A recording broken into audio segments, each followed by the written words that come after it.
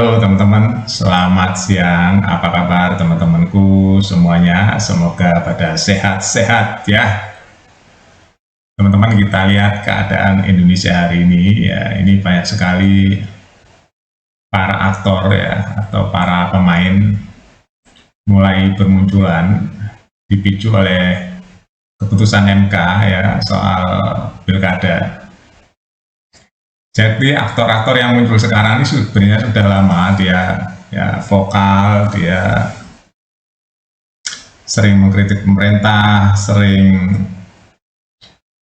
ngolok-ngolok pemerintah ya. Termasuk semua yang disalahkan adalah pemerintah. Memang itu teman-teman jembatan-jembatan yang dipakai oleh lawan-lawan Indonesia. Ya, lawan Indonesia itu akan selalu ada, baik itu pemerintahan yang baik ya catatannya, atau bahkan pemerintahan yang buruk. Di mata lawan Indonesia nggak ada pemerintahan Indonesia yang baik jika ingin Indonesia maju, nggak ada teman ya. Makanya dalih-dalih ya, selalu dipakai. Jadi bagi anak-anak muda yang baru tamat S1, S2, S3 itu kan ya, banyak anak-anak berpendidikan yang sekolah di luar negeri ya, apa sekolah di luar negeri itu hebat. Nggak jamin teman-teman. Bisa bahasa Inggris ya iya, tiap hari ketemu orang bahasa Inggris ya pasti bisa bahasa Inggris. Kalau kamu setiap hari bahasa Jawa ya bahasa Jawa. Lihat aja orang-orang Jepang yang sejak kecil di Indonesia pakai bahasa Yogyakarta, Jawa halus ya ngomongnya Jawa halus. Jadi masih ada aja orang yang berbicara membangga-banggakan bahasa Inggris. Bahasa itu di mana kita berada ya kita bisa berbahasa. Di mana kita mau belajar ya kita bisa. Cara berpikir itu seperti itu. Masih banyak orang Indonesia yang berpikir sempit ya, tapi sifatnya provokatif. Ada lagi yang katanya ahli filsafat yang sifatnya selalu mencaci maki ya, yang top sekali itu ya. Jadi ada seorang dosen filsafat, teman-teman semua tahu ya, suka nonton media itu, kemana-mana mencaci maki Jokowi. Padahal dia sendiri bisanya apa? Cuma belajar kalimat filsafat aja udah ngolok-ngolok orang. Ya, ngolok-ngolok orang, terus cari duitnya dari ngolok-ngolok orang itu. Kalau dia punya hati nurani, dia malu teman-teman ya, cari duit ngolok-ngolok orang lain, apalagi seorang pemimpin bangsa.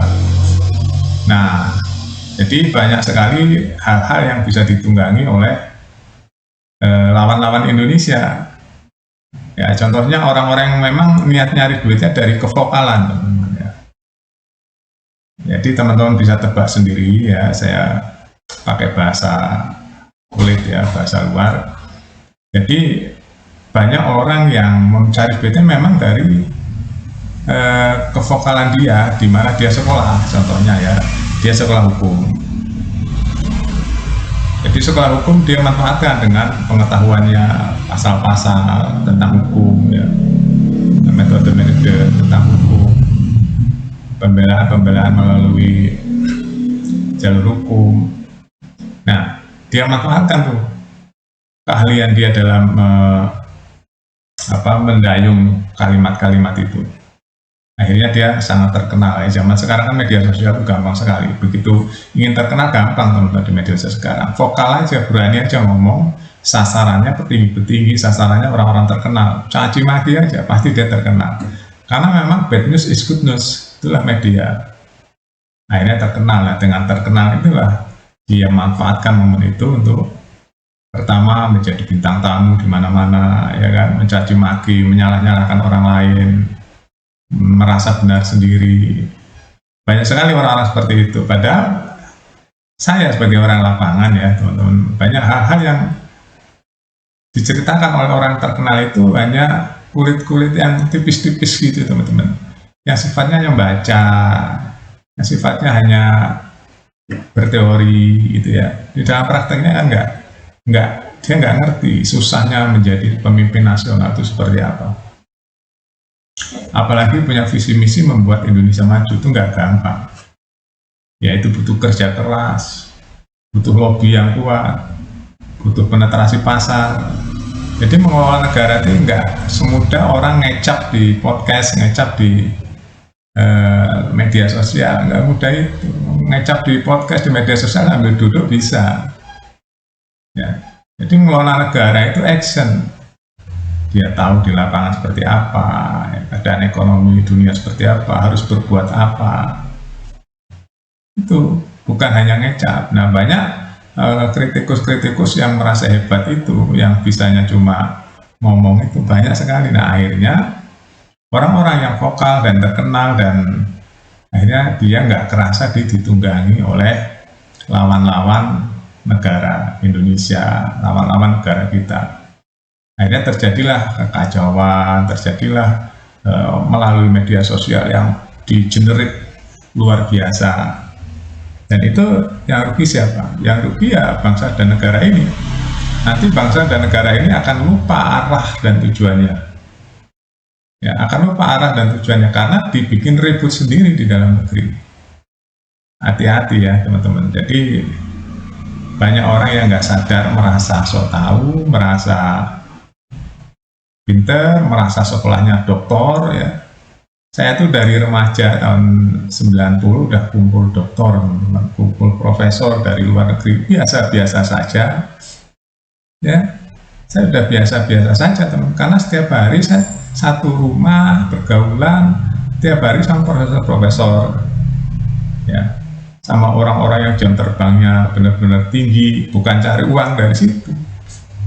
Dia benar-benar ahli di bidangnya, kan ada orang cari uangnya dari ngecap sana, ngecap sini, ada. Nah nanti saya kasih tahu lah kenapa saya mengerti betul lapangan itu seperti apa. Karena orang yang mengerti lapangan itu yang orang action betulan, bukan hanya ngomong kemana-mana, mencaci maki orang lain gitu ya. Akhirnya dia ngetopnya karena mencaci maki, bukan ngetopnya karena rekod dia mencapai sesuatu atau achieve sesuatu dalam bentuk yang real. Makanya dalam sebuah pidato ya, kalau nggak salah itu disindir oleh adalah yang nyindir orang terkenal itu yang sekarang jadi pimpinan ya.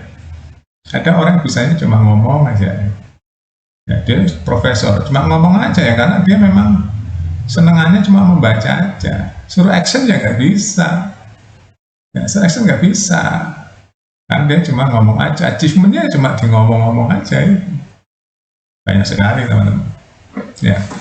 Nah mengurus negara itu nggak hanya ngomong, mengurus negara itu harus tahu teknik implementasi di lapangan itu seperti apa, mengatasi ekonomi gimana, mengatasi keamanan gimana ya. Nah kalau kita udah nggak akur satu sama lain, masuklah itu penumpang-penumpang gelap yang namanya agen-agen yang ingin membuat Indonesia ricuh, riuh ya, rusak. Akhirnya Indonesia lupa akan tujuannya, nggak maju-maju, dibikin jalan di tempat. Itulah teman-teman bisa lihat siapa-siapa saja yang kerjanya mencaci maki pimpinan negara ya, itu yang akan bikin negara ini nggak maju.